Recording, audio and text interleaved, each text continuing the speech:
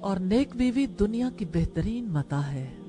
بہت پیاری حدیث ہے, سیدنا عبداللہ ابن عمر سے روایت ہے, رسول اللہ نے فرمایا الدنیا متاع, دنیا متاع ہے, وخیر متاع الدنیا المرأة الصالحہ, اور دنیا کی بہترین متاع نیک بیوی ہے. مسلم کی 3649 نمبر روایت. حضرت ثوبان سے روایت ہے, انہوں نے فرمایا جب سونے چاندی کے بارے میں حکم نازل ہوا تو صحابہ کرام نے آپس میں کہا ہم کون سا مال حاصل کریں. حضرت عمر نے فرمایا تمہیں یہ مسئلہ معلوم کر کے میں بتاتا ہوں.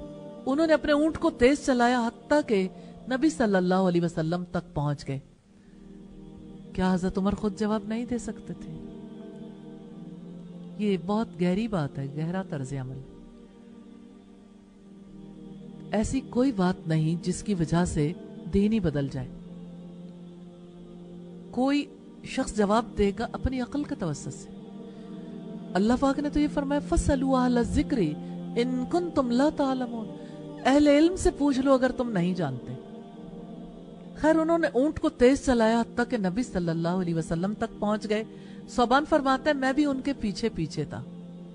صحابہ کرام بھی کس قدر شوق رکھتے تھے اور ان کے اندر کتنی کیوریوسٹی تھی نا, حق کی تلاش کتنی زیادہ تھی. حضرت عمر نے کہا اللہ کے رسول ہم کون سا مال حاصل کرنے کی کوشش کریں؟ آپ نے فرمایا تمہیں چاہیے کہ شکر کرنے والا دل حاصل کرو. آپ کو کس مال کی طلب ہے؟ کتنی عام بات ہے نا, شکر کرنے والا دل بہت بڑا مال ہے. اور ذکر کرنے والی زبان اور مومن بیوی جو آخرت کے معاملات میں مرد کی مدد کرے. یہ ابن ماجہ کی 1856 نمبر روایت. شکر کرنے والا دل, ذکر کرنے والی زبان اور نیک عورت, نیک بیوی.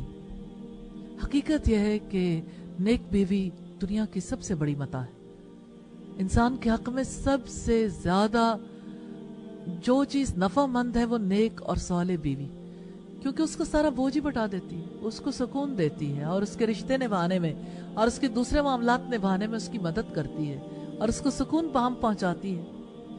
حضرت سعد بن ابی وقاص سے مروی رسول اللہ نے فرمایا 3 چیزیں اولاد آدم کی خوش بختی سے ہیں, اور اولاد آدم کی خوش بختی کی چیزیں یہ ہیں صالح بیوی, صالح رہائش یعنی اچھی رہائش, اور صالح سواری یعنی اچھی سواری, یعنی گھر بھی ہو, سواری بھی ہو اور بیوی بھی ہو. تو یہ خوش بختی کی علامت ہے. سید ترغیب کی روایت ہے 1914 نمبر. حضرت ابو امامہ سے روایت ہے نبی کریم صلی اللہ علیہ وسلم فرمایا کرتے تھے مومن کو اللہ کے تقوی کے بعد نیک بیوی سے بہتر کوئی چیز نہیں مل سکتی. ایسی بیوی کہ جب وہ اسے کوئی حکم دے تو وہ اس کی تعمیل کرے, جب اس کی طرف نظر اٹھا کر دیکھے تو اسے خوش کر دے, اگر اسے کوئی قسم دے تو وہ قسم پوری کر دے, اگر وہ اس کی نظروں سے اوجھل ہو, سفر وغیرہ میں چلا جائے تو اپنی ذات کے بارے میں اور اس کے مال کے بارے میں اس سے مخلص رہے, یعنی خیانت نہ کرے. آپ اس حدیث کے حوالے سے دیکھیے کتنی خاص باتیں کہ جب شوہر حکم دے تو اس کی تعمیل کرے. شوہر بیوی کے درمیان محبت بھرا جو تعلق ہے وہاں پر حاکمیت کی بات نہیں ہوتی. اس تعلق میں خوشی سے بیوی بھی اپنے کام کرتی ہے اور مرد بھی سب کچھ لا کے اس کے سامنے رکھ دیتا, اور وہاں بھی محبت سے زندگی کا یہ سلسلہ آگے بڑھتا ہے. اور آپ دیکھیں یہ کتنی پیاری بات ہے, جب اس کی طرف نظر اٹھا کر دیکھے تو اسے خوش کر دے, یعنی اپنے شوہر کے لیے باعث تکلیف نہ ہو, سجے بنے بھی, یعنی اپنے آپ کو سجائے بنائے سنوارے, زینت اختیار کرے اور شوہر کی پسند کا خیال رکھے اور اس کے دل کو خوش کر دے. اب دیکھیں نظر ڈالنے پر کسی کو خوشی کیسے ہو سکتی ہے؟ جب کوئی نظر ڈالے تو بیوی دل کے اندر اتر جائے. تو ظاہر ہے اس میں دونوں چیزیں آتی ہیں, بیوی کا اچھا طرز عمل بھی اور بیوی کا بننا سنورنا بھی, اور پھر یہ کہ اگر اسے کوئی قسم دے تو وہ قسم پوری کر دے. یعنی یہ بانڈنگ کتنی سٹرونگ ہے نا, ہمہ وقتی ایک دوسرے کا خیال ہے.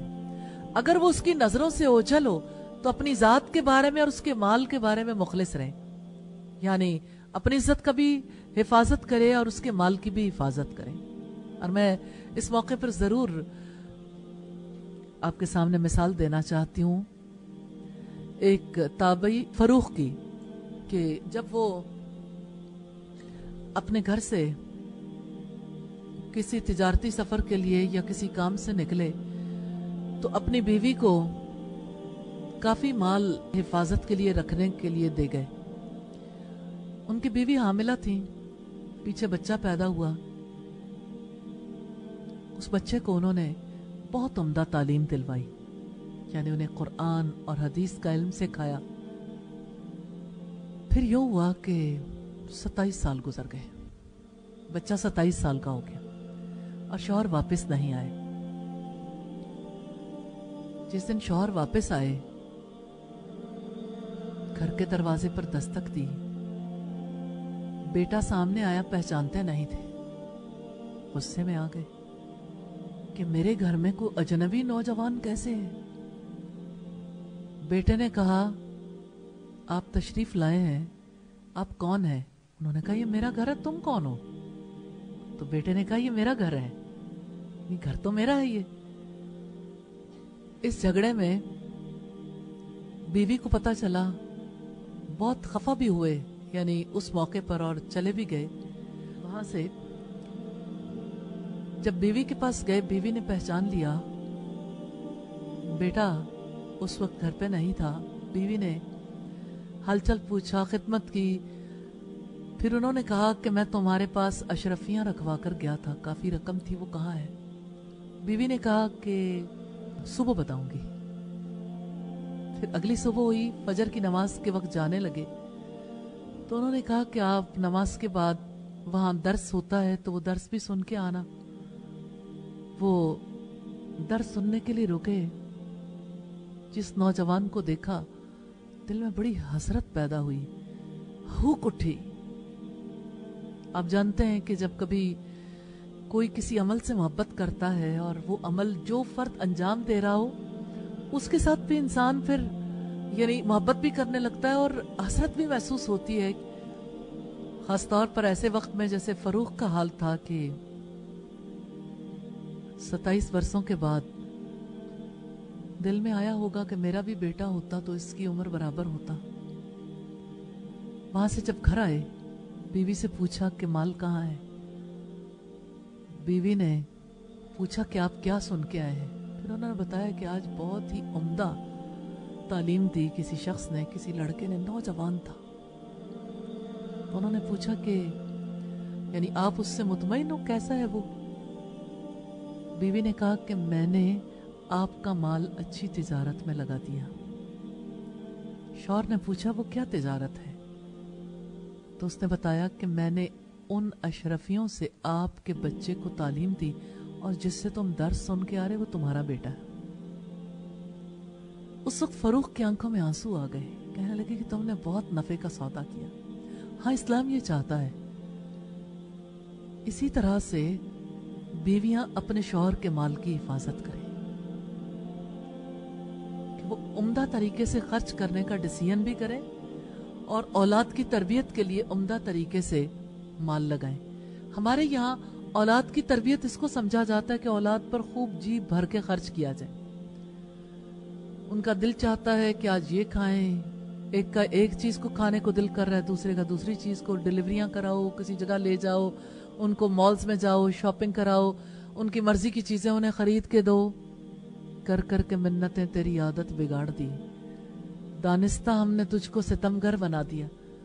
یہ شوہر کے مال میں خیانت ہے, اخلاص نہیں ہے. یہ ضمناً میں نے اس وجہ سے سامنے رکھ دیا کہ یہ پتا چلے کہ اسلام کس قسم کی ذمہ داریاں عورت پر عائد کرتا ہے. حضرت عبداللہ ابن عامر ابن عاص سے روایت ہے, کہتے کہ رسول اللہ نے فرمایا ان الدنیا کلها متاع وخیر متاع الدنیا المرأة الصالحہ. کہتے ہیں کہ رسول اللہ نے فرمایا دنیا کی ساری پونجی اور فائدہ ہے, لیکن اس میں سب سے بڑھ کر فائدے اور مالیت کی چیز نیک بخت عورت ہے. یعنی جس کو نیک بخت خوش اخلاق عورت ملے اس کو دنیا کی سب سے بڑی دولت مل گئی.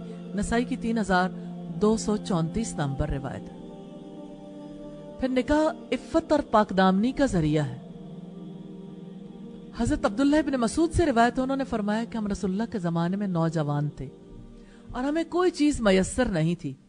रसूलुल्लाह ने हमसे फरमाया, या माशर शबाब, ए ग्रोहे नौजवानान, ए जवानों की जमात, तुम में से जो भी निकाह के लिए माली हैसियत रखता हो वो निकाह कर ले, क्योंकि ये निगाह को नीचे रखने वाला, इमेजिन करें कि निकाह का फायदा, निगाह को नीचे रखने वाला और शर्मगाह की हिफाजत करने वाला अमल है।